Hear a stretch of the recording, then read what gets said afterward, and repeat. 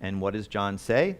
And I beheld when he had opened the sixth seal. Remember, we've got a scroll. So first seal, second seal, third, fourth, fifth have all been opened. Now we're up to the sixth. I beheld when he opened the sixth seal, and lo, there was a great earthquake, and the sun became black as sackcloth of hair, and the moon became as blood. There it is, perfect parallel sequencing. Cosmic disturbance clearly in Revelation 6 at the sixth seal.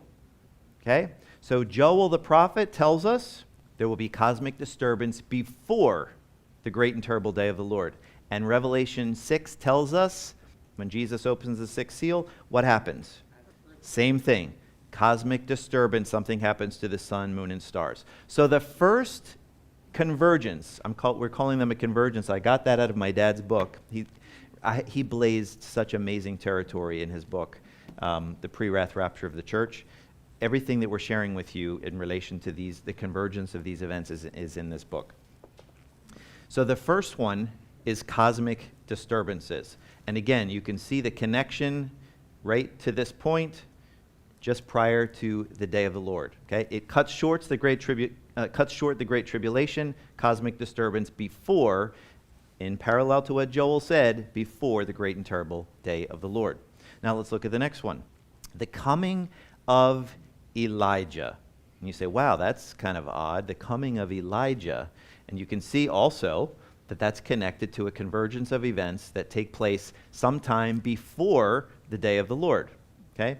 So let's look at Malachi 4:5. Okay?